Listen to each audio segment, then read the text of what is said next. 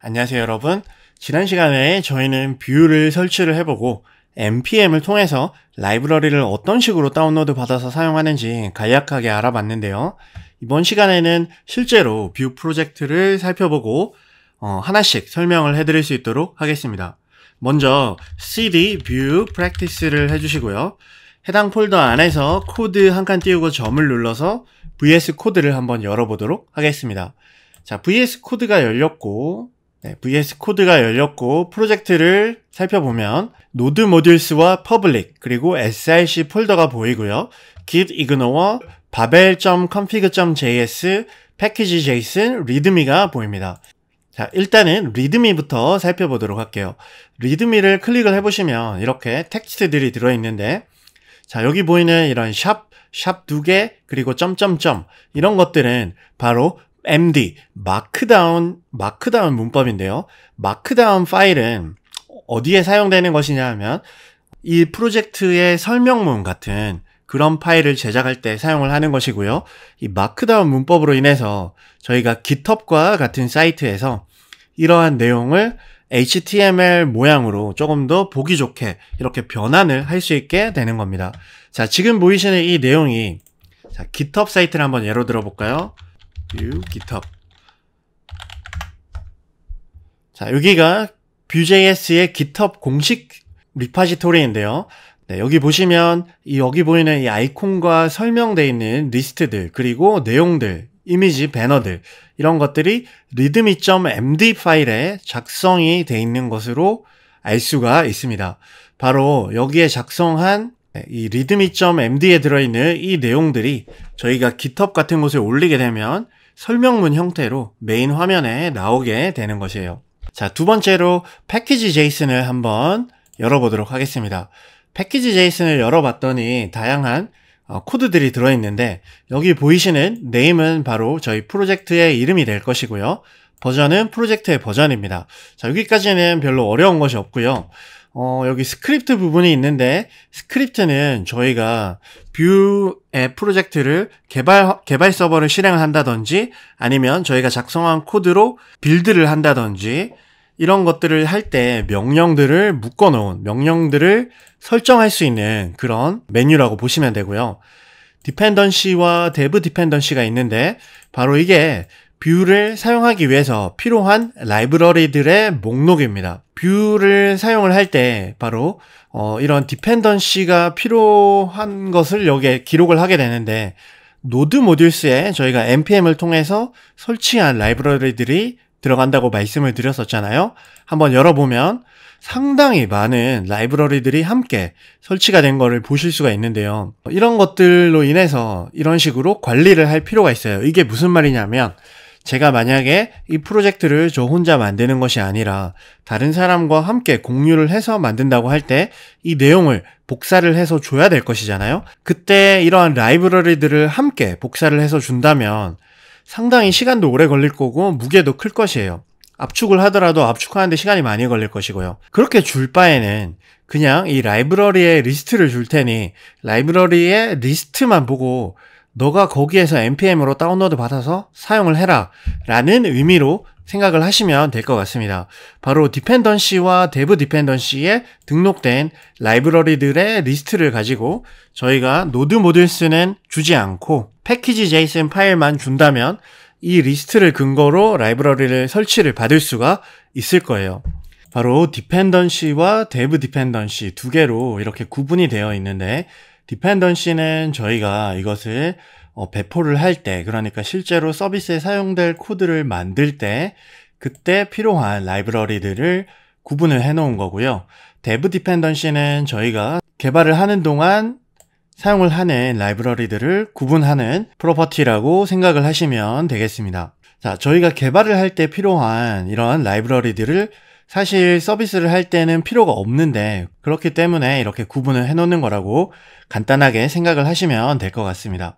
그리고 그 밑에는 ESLint config라고 있는데요. ESLint, 그러니까 에크마스크립트의 린트, 어떠한 보풀을 제거하는 그런 설정이라고 보시면 돼요. 코드의 보풀을 제거한다. 코드 중에 뭔가 예쁘게 쓰이지 않고 줄바꿈이 엉망이라든지 아니면 띄어쓰기가 엉망이라든지 이런 불필요한, 보기에 안 좋은 그런 보풀들을 제거할 수 있는 그런 설정을 여기에다가 하는 항목이라고 생각을 하시면 됩니다. 파이썬은 바벨 ESLint를 사용을 했고 룰스는 아직 추가를 하지 않았습니다. 여기 룰에는 저희가 이런 룰은 좀 추가했으면 좋겠어, 이런 룰은 뺐으면 좋겠어, 이런 것들을 설정을 할 수가 있습니다. 그리고 마지막으로 브라우저 리스트가 있는데요. 이거는 저희가 IE 같은 웹 브라우저를 사용하면 요즘에 나온 ES6 이후의 문법의 자바스크립트를 이해하지 못하고 실행하지 못하는 그런 옛날 9버전 엔진이 탑재되어 있는 브라우저가 있어요. 그런 브라우저들을 어디까지를 맞춰서 저희가 코드를 바꿀 것이냐 라는 것입니다. 이게 무슨 말이냐, 지금 보시면 여기 파일 중에 babel config.js라는 파일이 있어요. 자, 요거를 잠시 열어볼게요. 여기에 보시면 프레셋이라는 게 있는데 이러한 기존에 미리 세팅되어 있는 그런 설정에 의해서 코드를 변환을 시키겠다라는 뜻입니다. 저희가 만들 Vue.js나 React 같은 코드들은 ES6 이후에 최신 문법으로 작성을 하게 되는데 IE 같은 9버전 브라우저에서는 최신 문법으로 작성된 자바스크립트를 이해하지 못할 수가 있어요. 그런 브라우저들을 위해서 저희가 만든 새로운 코드를 과거의 코드 형태로 바꿔주는 그런 작업을 하게 되는데요. 그걸 바로 바벨이 하게 됩니다. 그거를 할 때 어떤 브라우저까지 맞춰주겠냐라는 뜻으로 쓰인 것이고요. 1% 점유율이 1% 이상인 브라우저들까지는 맞춰줄 거야.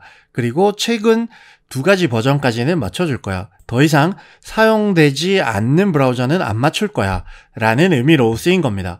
자, 패키지 제이슨에 있는 내용을 설명을 해드렸는데 사실 여기 있는 내용을 완벽하게 다 이해할 필요는 없다고 생각을 해요. 물론 나중에 조금 더 좋은 개발자 그리고 능숙한 신입 개발자에서 벗어나기 위해서는 이런 내용들을 아셔야 될 필요가 있지만 지금은 어떤 것인지 하나씩 배워나가는 단계이기 때문에 이 내용들이 되게 처음이라서 생소하고 막막하게 보일 수 있겠지만 너무 어렵게 생각하지 마시고 굳이 이거를 다 이해하지 않으셔도 됩니다. 이런 거다라는 것 정도로만 알고 넘어가시면 돼요.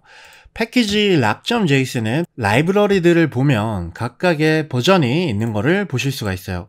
이 버전이 보통 버전 체계가 3가지의 숫자로 이루어지는데 첫 번째 숫자는 메이저 버전이에요. 그러니까 어떠한 라이브러리에 아주 큰 기능, 중요한 기능, 이런 기능들의 변화가 있을 때마다 이 버전업이 이루어지고요. 중간에 있는 숫자는 마이너 업데이트입니다.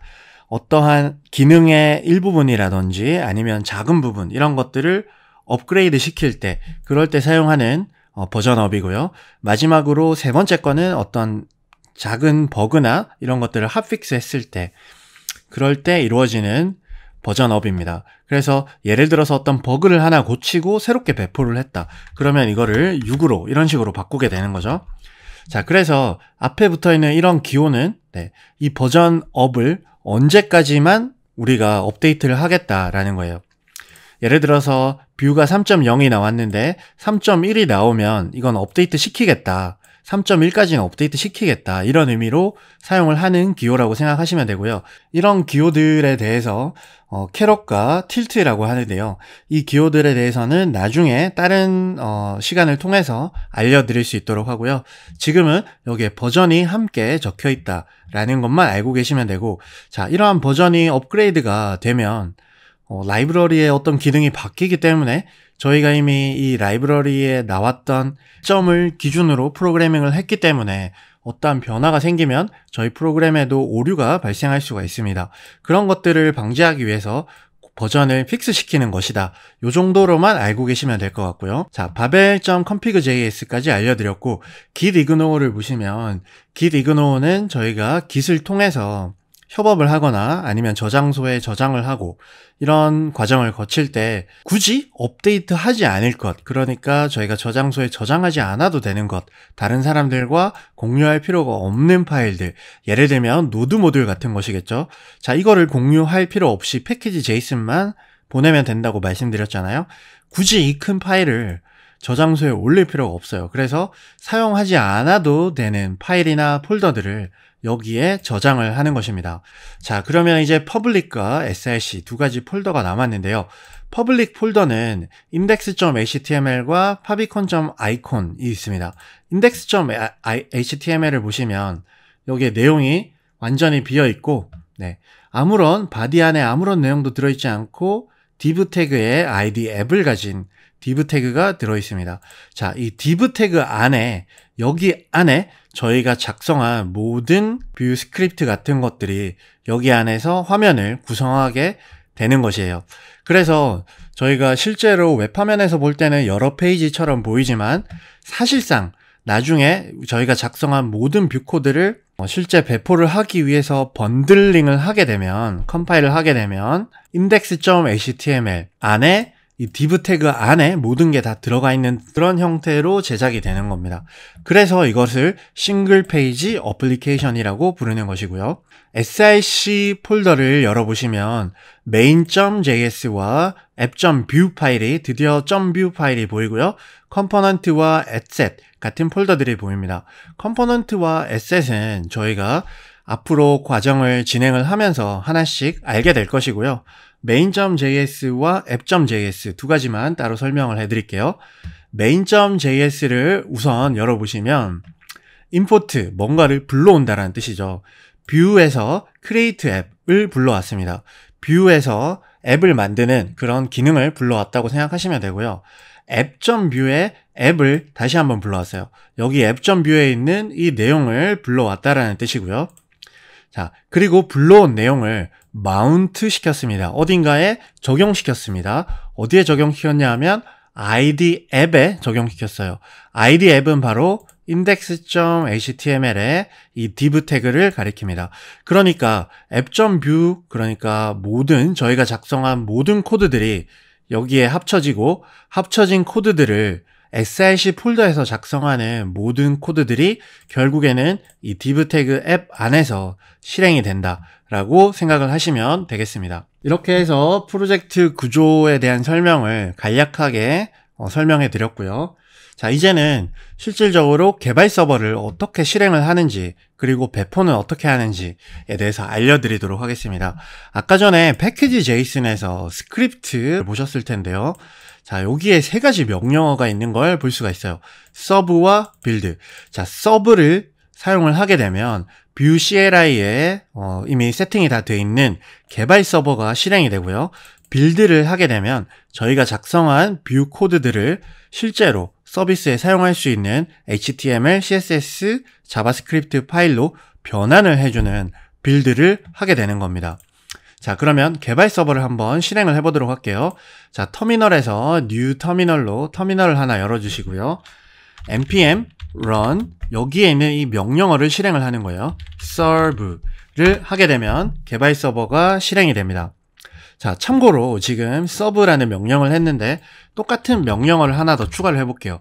그리고 serve가 아니라 gogogo라는 명령어를 하나 만들었어요. 자, 그리고 다시 저장을 한 후에 이 지금 개발 서버가 실행이 됐는데 얘를 잠시 중지를 하기 위해서 컨트롤 C를 눌러서 개발 서버를 중지를 하시고요. npm run gogogo, 저희가 만든 명령어를 한번 실행을 해보겠습니다. 그렇게 해도 똑같이 이렇게 명령이 실행이 되고, 개발 서버가 실행이 되면서 이렇게 로컬 http localhost 8080 포트 번호로 열렸다라는 거를 알 수가 있어요. 자, 이거를 컨트롤 클릭을 통해서 링크를 열어보도록 하겠습니다. 그랬더니 localhost 8080 포트를 가진 로컬호스트 주소로 app.view, 그러니까 여기에 작성된 헬로 월드와 이미지, 로고 이미지가 담긴 화면이 나왔습니다. 이 화면에서 저희가 간략하게 텍스트를 줄여보도록 할게요. 자, 화면을 줄이고 여기 템플릿에 오셔서 이 내용을 먼저 삭제를 해버리도록 하겠습니다. 그리고 여기에 div 태그를 h1 태그를 하나 작성을 할게요. h1 태그를 작성하고 hello view로 작성을 하겠습니다. 그리고 나서 저장을 하시면 이렇게 컴파일이 자동적으로 일어나는 것을 보실 수가 있죠. 그리고 여기 임포트한 hello world 컴포넌트도 삭제를 하고요. 컴포넌트 하단에 들어있는 이 컴포넌트 부분도 일단 삭제를 하도록 하겠습니다. 그리고 다시 한번 저장을 해보면 컴파일이 완료가 되고 저희가 가진 화면이 이렇게 변경이 된 것을 보실 수가 있어요. 핫 리로드 기능을 가지고 있기 때문에 저희가 여기에 이런 식으로 수정을 할 때마다 바로바로 수정된 내용이 적용되는 것을 보실 수가 있습니다. 이게 바로 Vue.js의 개발 서버를 실행을 한 것이고요. 여기에서 개발을 다 하고 개발한 내용을 npm run build 명령을 통해서 HTML, CSS, 자바스크립트 파일로 변환을 시키게 되는 겁니다. 자, 그러면 다음 시간에는 이러한 번들링이 이루어지는 과정에 대해서 간략하게 알려드릴 건데요. 번들링이 되는 것까지 완벽하게 이해할 필요는 사실 없다고 볼 수 있지만 그래도 배우기 전에 이런 형태로 돌아간다라는 것을 아는 것은 상당히 큰 도움이 될 것이라고 생각을 하기 때문에 다음 시간에 번들링에 대한 내용을 간략하게 알아보고 본격적인 뷰 수업을 시작하도록 하겠습니다. 감사합니다.